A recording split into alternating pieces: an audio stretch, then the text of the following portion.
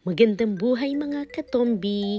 Maaga nga pala gumising na ako kasi holiday dito. Heto, nag-inat-inat ako at katapos nag-allogen ako. Siyempre, kailangan alagaan ang mukha natin. At pagkatapos naglipit ako ng plato at aring nga si Ilocana, napanood niya yung Miss Queen Euro dahil na-inlove daw ako kay Valerie.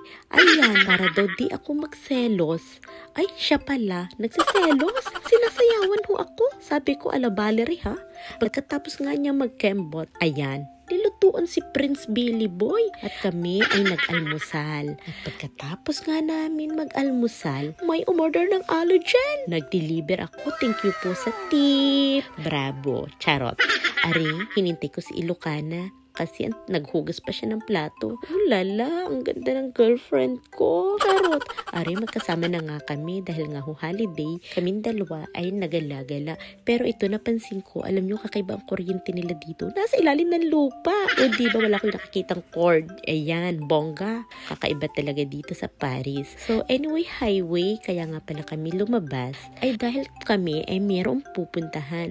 Ayun, ang ganda ng mga puno. Dito sa kabilang dako, pupunta tayo ng simbahan. Ayan, sabi ko kay Ilocana, tara sa simbahan, mag-pray tayo. Minsan, pag di kami nakakasimba, dito kami napunta sa iglesia po ito. Pero ito po ay Catholic Church. So, ayan, may English din po dito na Mass every Sunday po, ganap na alas 12:30. At are, kami ay kumuha ng kandila. Kada papasok kami sa simbahang ito, lagi kaming nag-o-offer ng candle. 1 euro po dito. Ganyan po. Dapat po i-real ha. Huwag po kayo mandudukot. Masama iyon, okay? So, ang dami na natin sinabi.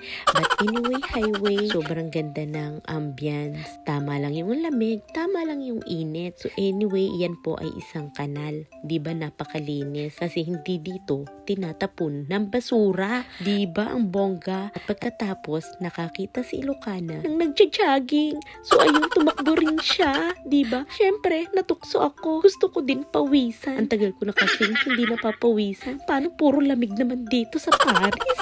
Lala. O, di ari na nga ho. Nakakapagod pala ito. Wala pa 1 minute, pagod na. Kita kaming namimingwit. O lala. Namingwit talaga. Siyempre, bitin ako. Kaya, nag-exercise pa rin ako. At may nakita kami na nagbabangka. Diba ang bongga? At are, pagkatapos nga namin, dumaan kami dini sa palengke. At kami ay may bibilhin. Pero, si Ilocana nagtitingin sa ilalim. Kasi, mamumulot daw siya. Lala. Sabi ko, huwag ka nang mamulot. May pera naman ako. At ayan si Kuya. Nagtatagalog siya. What? Yes. Kamusta? Mag-hi ka, hi. Wala. Ayan. Ang binili namin ay alugbati. Alugbati ba yun? Charot. So are, dumaan niya pala kami ng pagutan.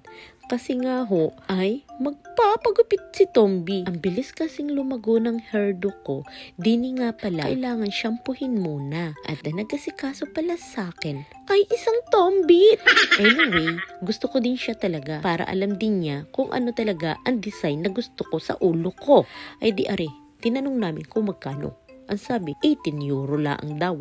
Ay diga, ang pogi ko na. Parang una, parang losyang. Ay, napakabait din ho ng Tombits na iyan. At ari na nga ho, may kinausap kaming Pranse. Che, Phil, Che. Madam, Laoyang? Wala, merci beaucoup. Si, c'est bien.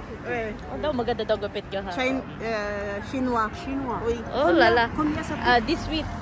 Mali ang pagkasabi ko kay ate. Diyos ko, akala ko Mandarin. Akala ko nasa Taiwan ako, charot. But anyway, heto, kumain na pala kami ni Ilocana. Alam nyo, ang sarap sa piling pagsabay na kayo ng mga bakasyon, holiday. Buti na lang nasunod ang aming mga employer dito sa law ng friends. So hanggang dito na lang po ang aming vlog. Bye! Thank you for watching.